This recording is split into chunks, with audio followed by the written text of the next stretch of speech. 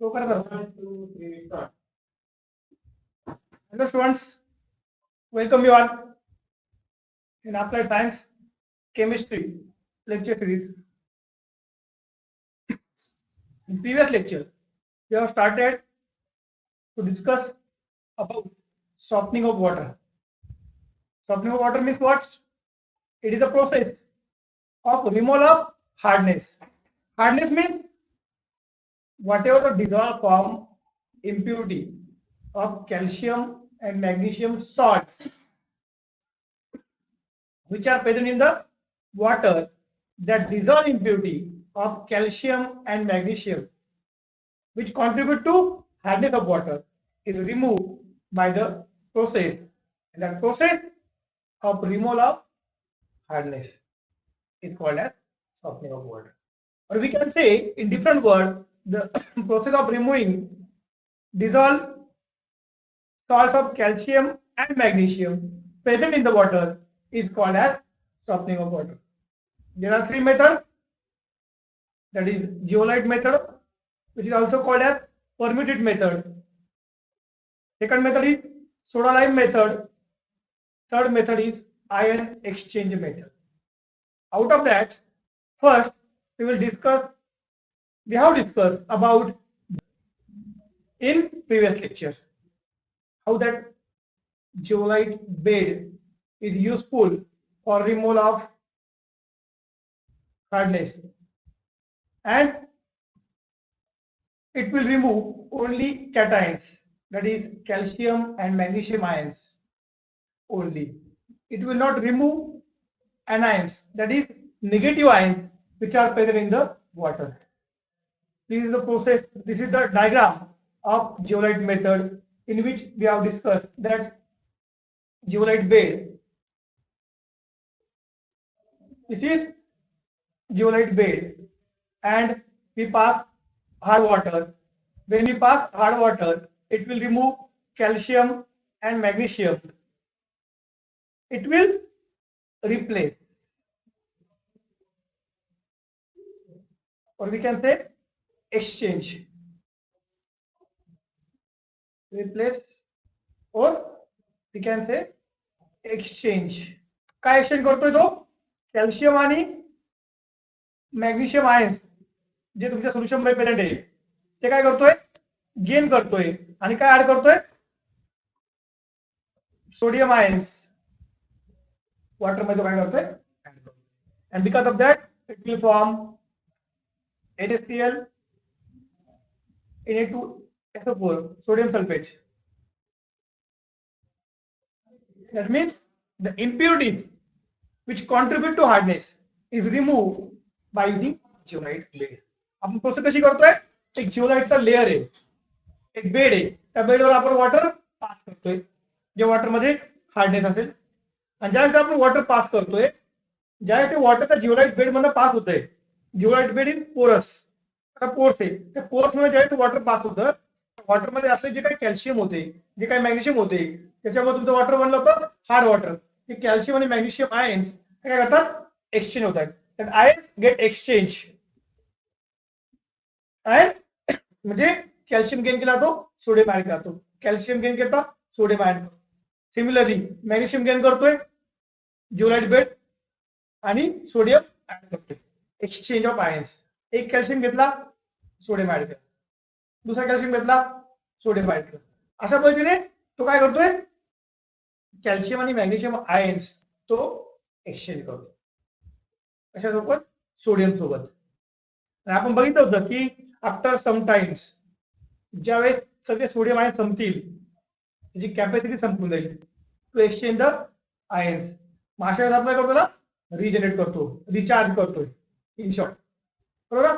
Regenerate करतो म्हणजे काय करतोय, जे सोडियम आयन संपले होते त्यांच्यामुळे आपली प्रोसेस थांबली होती, त्याला आपण पुन्हा रिजनरेट करतोय, that is called as regeneration of zeolite. काय म्हणतो आपण, रिजनरेशन. पण प्रीवियस लेक्चर आपण बघितलं होतं रिएक्शन, रिजनरेशन ऑफ जिओलाइट. काय करतो आपण, काय यूज करतो आपण for regeneration of zeolite, we use which chemical, NaCl. 10% NaCl, which is called as brine solution. NaCl काय करतोय, जे काय आपलं कॅल्शियम जिओलाइट होतं त्यात आपण ज्यावेळेस NaCl ऍड करतोय, it will form sodium zeolite plus calcium chloride. He reaction आपण प्रिव्हियस लेक्चरला बघितली होती. म्हणजे तुमचा सोडियम जिओलाइट जो आहे तो पुन्हा तुमचा काय आला, रेडी झाला फॉर फर्दर प्रोसेस. पुन्हा आपण रिजनरेट करू शकतो. अशा पद्धतीने आपण लास्ट लेक्चरला बघितलं होतं जिओलाइट प्रोसेस. आता प्रत्येक मेथडचे काही डिसएडव्हान्टेज असतात किंवा ऍडव्हान्टेज असतात, काही ठिकाणी काही लिमिटेशन असतात. आता आपण बघूया या जिओलाइट मेथड जे आहे त्याचे लिमिटेशन काय. What are the limitation of zeolite method. Limitation म्हणजे मर्यादा काय.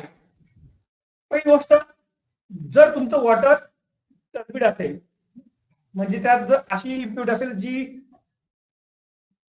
तुमच्या वॉटरला टर्बिडिटी प्रोव्हाइड करते, गढूळ पाणी होतं थोडक्यात, समजा गाळ असेल, मड असेल त्याच्यामध्ये अवेलेबल, तर काय होतं, तर वॉटर बिकम टर्बिड. आणि असं टर्बिड जर वॉटर असेल, त्या टर्बिड वॉटरला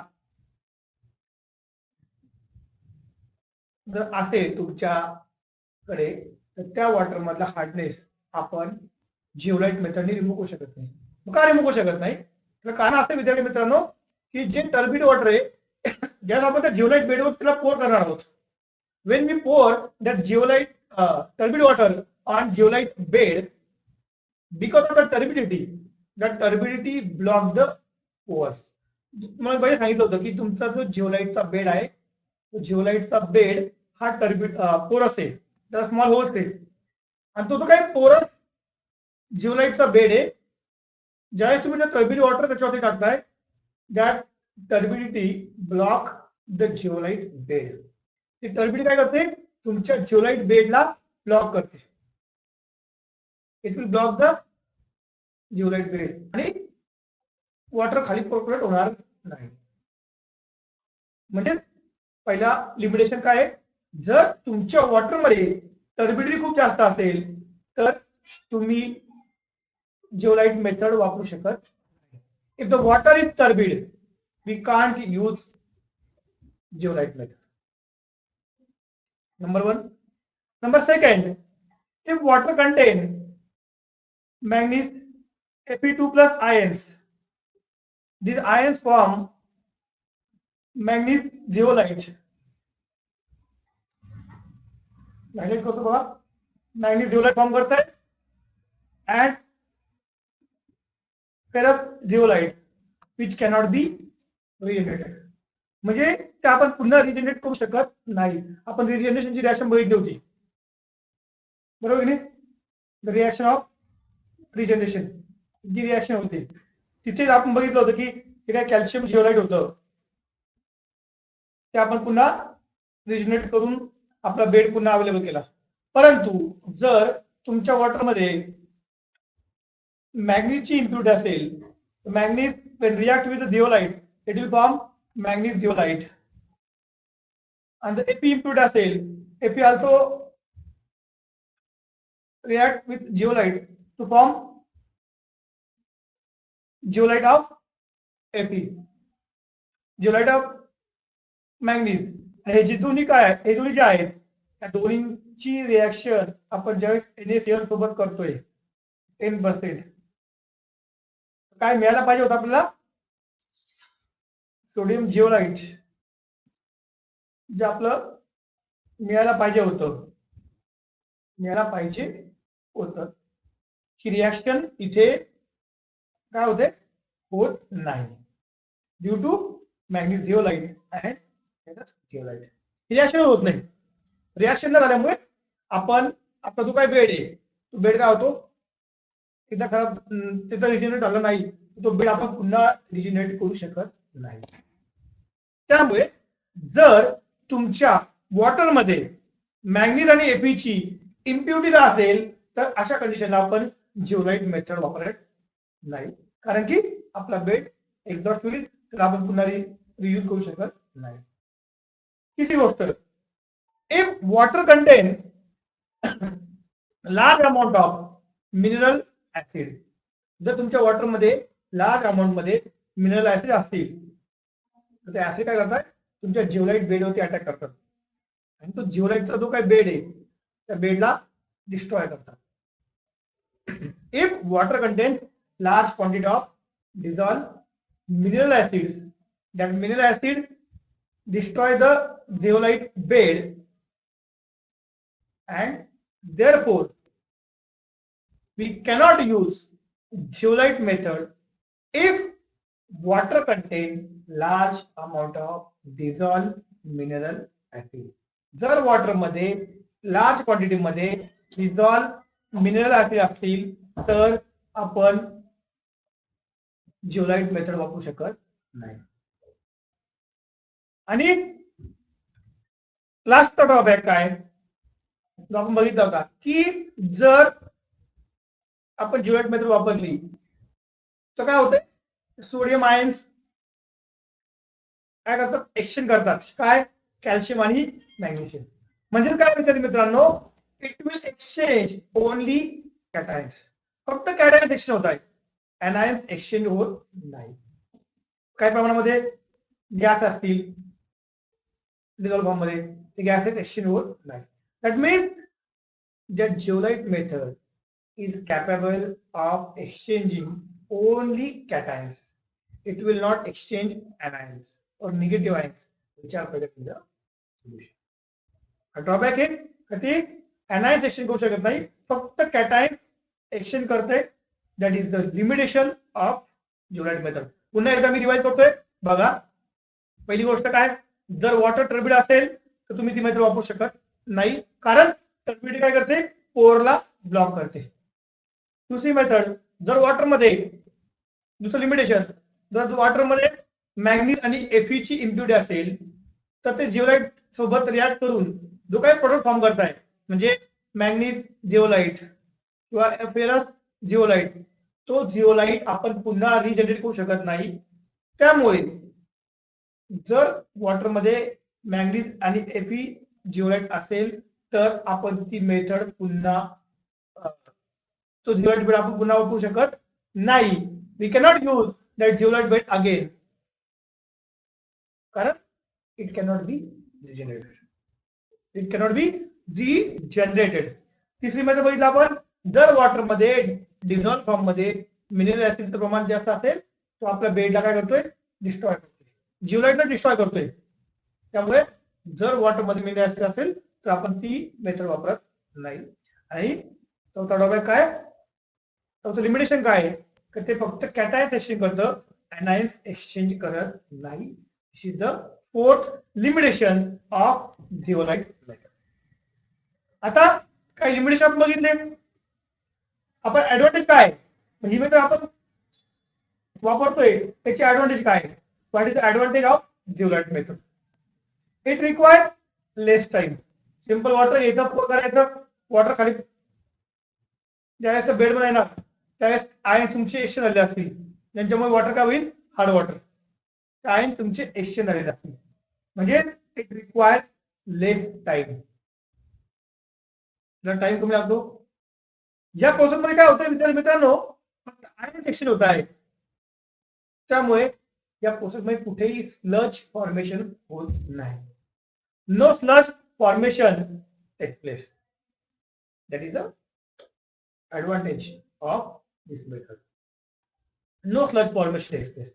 आणि अजून काय, जी काय इन्स्ट्रुमेंट आहे, इन्स्ट्रुमेंट स्मॉल आहे, कॉम्पॅक्ट आहे and handy. Equipment is compact and handy. That is the advantage of zeolite method. अजून डिसएडवांटेज काय, डिसएडवांटेज काय आहे मेथड. या मेथड मध्ये काय होते, तुमचे कॅल्शियम आणि मॅग्नेशियम आयन्स एक्सचेंज करतोय आणि वॉटर मध्ये ऍड करतोय, सोडियम ऍड करतोय. त्यानंतर सोडियम पण नकोय. We don't want sodium in water. हा एक त्याचा डिसएडव्हान्टेज आहे. म्हणजे जरी तो कॅल्शियम आणि मॅग्नेशियम आयन एक्सचेंज करत असला तरीही वॉटरमध्ये काही प्रमाणामध्ये सोडियम तो ऍड करतोय, त्याची आपल्याला गरज नाहीये. This is a drawback of disadvantage of zeolite method. I hope all of you understood the zeolite method of softening of water. Now we will start with the second method. That is, which is second method? Method number second. That is soda lime method of softening of water. आता ही सोडा lime method काय आहे, कशा पद्धतीने work करते याच्याविषयी आपण आता माहिती घेणार आहोत. Soda lime method, how it work, we'll discuss about soda lime method.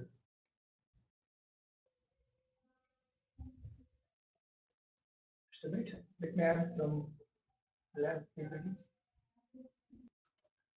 आता ही सोडा लाईम मेथड म्हणजे काय, तर आपण काय करतोय, तुमचं जे काही वॉटर आहे त्यात हार्डनेस आहे, त्या वॉटर मधला हार्डनेस रिमूव्ह करण्यासाठी आपण काही केमिकल यूज करतोय. अशा केमिकलच्या वॉटर मध्ये असलेला जो काही डिझॉल्व फॉर्म मध्ये असलेला कॅल्शियम आणि मॅग्नेशियम इम्प्युरिटी आहे, ज्यांच्यामुळे वॉटर काय हार्डनेस आहे, त्या इम्प्युरिटीला रिमूव्ह करतो.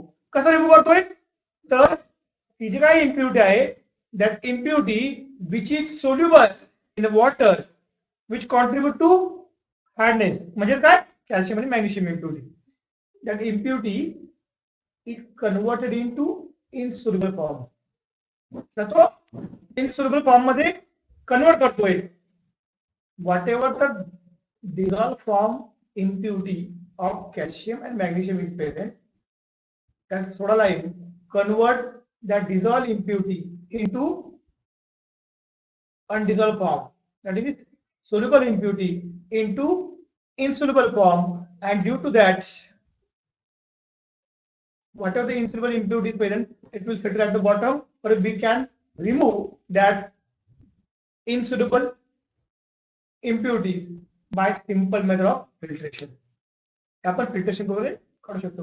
म्हणजे बघा, तुमच्या वॉटर मध्ये हार्डनेस आहे, म्हणजे काय, डिझॉल्व फॉर्म मध्ये कॅल्शियम आणि मॅग्नेशियम प्रेझेंट आहे.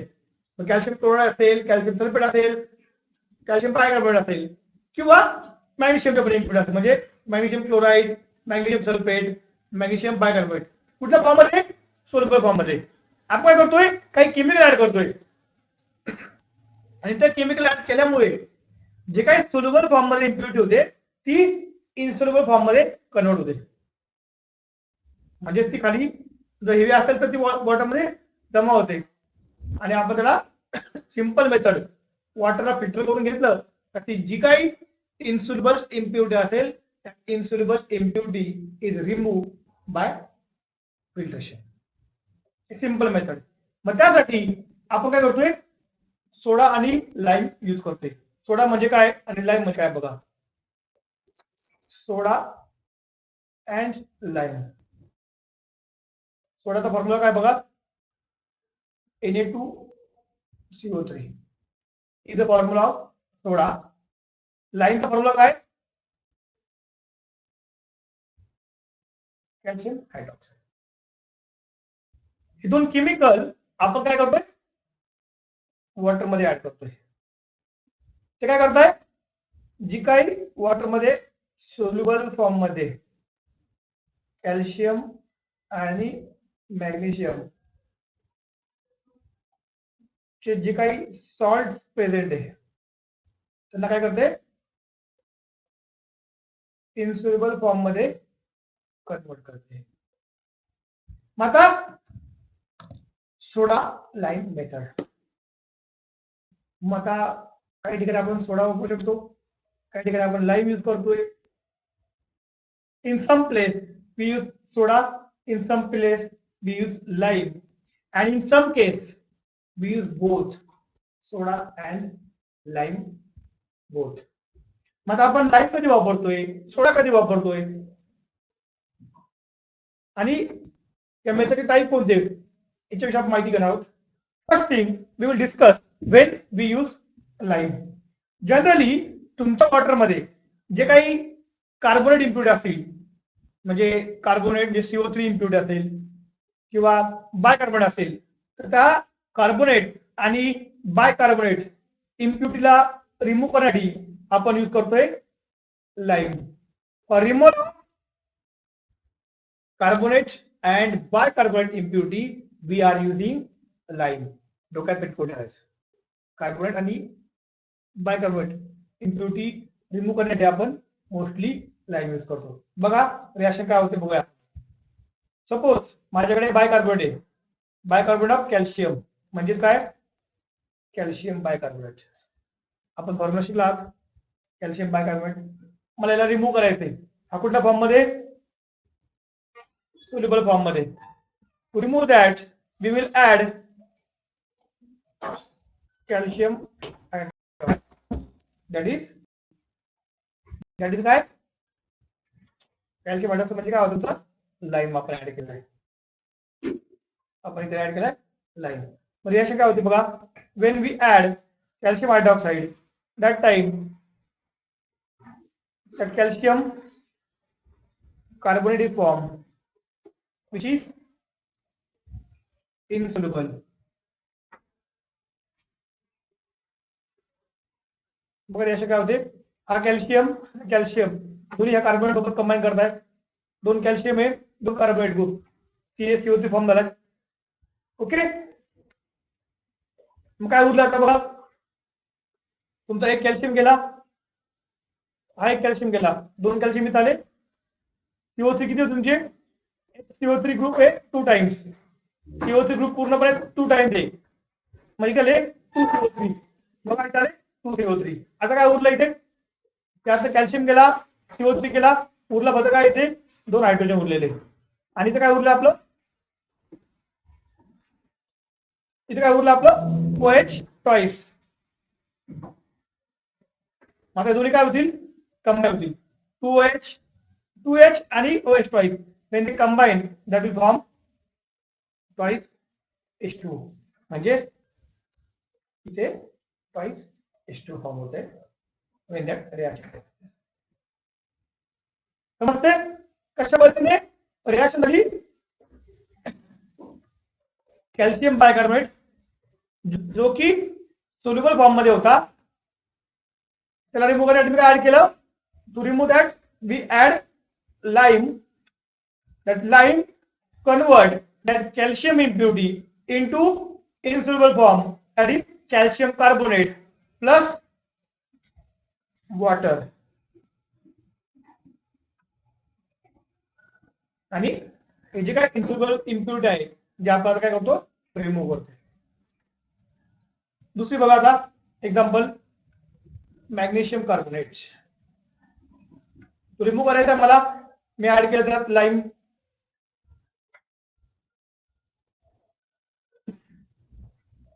काय होईल, कॅल्शियम कार्बोनेट फॉर्म होईल.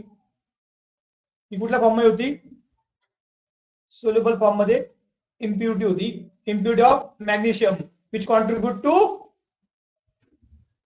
हार्डनेस. त्याच्यामुळे वॉटर मध्ये काय असेल, हार्डनेस असेल. तर रिमूव्ह करण्यासाठी मी ऍड केलंय, we add lime to remove the hardness of carbonate. that is calcium carbonate. Down arrow दाखवलाय म्हणजे काय आहे, precipitate which is insoluble form plus magnesium hydroxide is formed.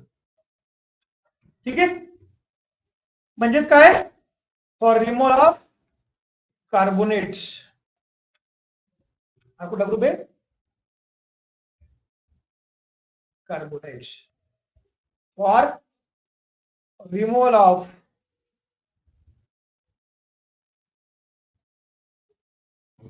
Carbonates impurities we add lime. समजते, reaction समजली. अजून काय केलं डोक्यात कार्बोनेट इम्प्युरिटी रिमूव्ह करण्यासाठी काय ऍड केलं आपण लाईम आपण ऍड केलेले आता सपोज तुमच्याकडे कार्बोनेट इम्प्युरिटी नाहीये तर सल्फेट आणि क्लोराइडची impurity for removal of sulphate और क्लोराइड ऑफ कॅल्शियम बघा ते काय सांगतोय sulphate and chloride of calcium sulphate and chloride of calcium remove करण्यासाठी आपण काय वापरतोय we R using soda Na2CO3 आता बघा रिएक्शन कशी कॅल्शियम सल्फेट रिमूव्ह करायचं तुम्हाला मी काय ऍड केलंय सोडियम कार्बोनेट म्हणजे आपल्याला माहिती हा बार असतो पॉझिटिव्ह निगेटिव्ह याचा पॉझिटिव्ह याचा निगेटिव्ह याचा पॉझिटिव्ह याचा निगेटिव्ह अशी क्रॉस रिएक्शन होते म्हणजे तुमचा कॅल्शियम पॉझिटिव्ह कार्बोनेट निगेटिव्ह ही झाली तुमची पीपीडी तयार हा कुठल्या फॉर्म मध्ये होता सोल्युबल फॉर्म मध्ये होता कुठल्या फॉर्म मध्ये आला इनसोल्युबल फॉर्म मध्ये आला म्हणून मी दाखवलाय डाऊन हेड एरो प्लस काय तर आलं Na2SO4 द रिएक्शन आला हा इनसोल्युबल फॉर्म मध्ये जो आपण फिल्ट्रेशन करून त्याला रिमूव्ह करू शकतो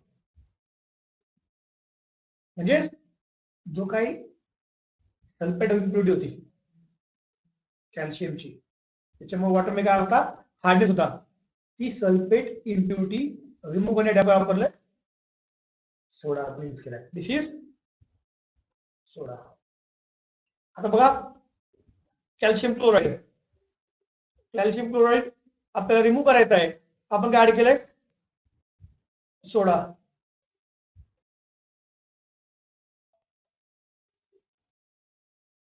बघा काय होईल that will form calcium carbonate which is precipitated which is in the form of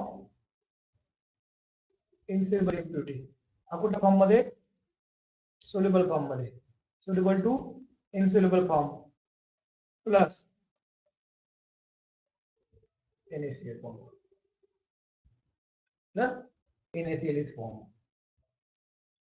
ठीक आहे आता जी सोल्युबल इम्प्युरिटी होती ती आपण कन्वर्ट केली इनसोल्युबल फॉर्म मध्ये बाय ऍडिंग सोडा सिमिलरली जर तुमच्या वॉटर मध्ये मॅग्नेशियमची इम्प्युरिटी असेल मॅग्नेशियमची इम्प्युरिटी म्हणजे काय मॅग्नेशियम सल्फेट आणि magnesium chloride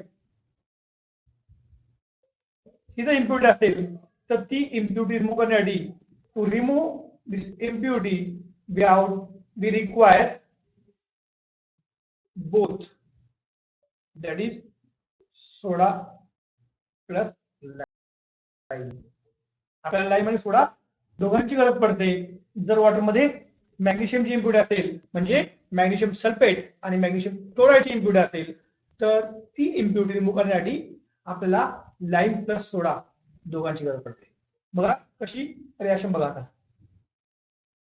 magnesium sulphate remove करण्याचं आपण काय केलं सोडा प्लस लाईम आपण दोन्ही ऍड केलं that will form magnesium hydroxide plus calcium carbonate plus जागा नाही म्हणून मी इथे खाली लिहितोय प्लस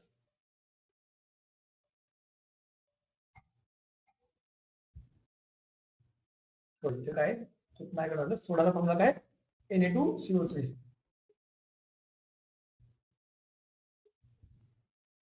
फॉर्म्युला ऑफ सोडा हा काय आपला soda this is lime and this is impurities which is soluble which contribute to hardness adding soda plus lime, याचं काय मिळेल आपल्याला इन्सोल्युबल फॉर्म मध्ये कॅल्शियम कार्बोनेट. ठीक आहे. आता बघा सेकंड रिएक्शन, मॅग्नेशियम क्लोराईड. सल्फेटची रिएक्शन बघितली आपण, आता बघूया आपण क्लोराईड रिएक्शन. मॅग्नेशियम क्लोराईड जी काय इम्प्युरिटी येते कुठल्या फॉर्म मध्ये, सोल्युबल फॉर्म मध्ये, त्याच्यामुळे वॉटर काय मिळतोय, हार्डनेस असणार आहे. ती रिमूव्ह करायची आपल्याला. काय ऍड केलं आपण, सोडा प्लस लाईम, सोडा प्लस लाईम, मला रिएक्शन बघा काय होते, that will form magnesium hydroxide plus calcium carbonate. बघा मॅग्नेशियम हायड्रॉक्साइड,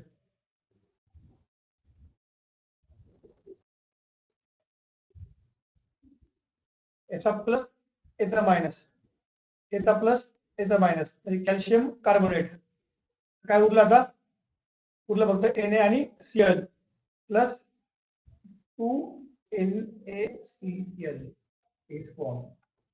काय मिळालं आपल्याला, इनसोल्युबल फॉर्म मध्ये काय मिळालं, म्हणजे पीपीडी मिळाली. त्याच्यामुळे वॉटर काय आलं आपलं, फ्री फ्रॉम हार्डनेस. म्हणजे आता आपल्याला काय करायचं म्हणणं, लाईन कधी वापरायचं, सोडा कधी वापरला, आणि लाईन मध्ये सोडा दोन्ही आपण केव्हा वापरलं. लाईन कधी वापरला आपण, ज्यावेळेस आपल्याला बायकार्बोनेट आणि कार्बोनेट रिमूव्ह करायचे होते. For removal of bicarbonate and carbonate impurity we use lime. For removal of chloride and sulfate of calcium we use soda, and for removal of chloride and sulfate of magnesium we use both, that is soda plus lime. समजतंय विद्यार्थी मित्रांनो, रिएक्शनचा part समजलाय, एकदम simple technique आहे. Carbonate करायचं असेल तर काय वापरायचं, लाईम. क्लोराईड आणि सल्फेट असेल कॅल्शियमचं तर वापरायचंय सोडा, आणि क्लोराईड आणि सल्फेट असतील मॅग्नेशियमचे तर काय वापरलं आपण, lime plus soda. Both are required for removal of chloride and sulphate of magnesium. रिएक्शनचा पार्ट समजलाय. आता आपण काय केलंय, वॉटर मध्ये फक्त केमिकल ऍड केलेले. ते केमिकल काय केलं, जी डिझॉल्व फॉर्म मध्ये इम्प्युरिटी होते त्याला अनडिझॉल्व फॉर्म मध्ये, म्हणजे जी सोल्युबल फॉर्म मध्ये होते इनसोल्युबल फॉर्म मध्ये कन्वर्ट करण्यासाठी आपण काय केलं, केमिकल ऍड केले. कोणते, एक तर लाईम किंवा सोडा किंवा दोन्ही पण, depending on the condition, depending on the need. We use either lime or soda or both for removal of hardness present in the water. आता विद्यार्थी मित्रांनो, याचे काही टाईप आहे. आपण ही प्रोसेस कशी कंडक्ट करतोय, कुठल्या टेम्परेचर कंडक्ट करतोय, depending on that it is classified into two types, hot soda lime method and cold soda lime method.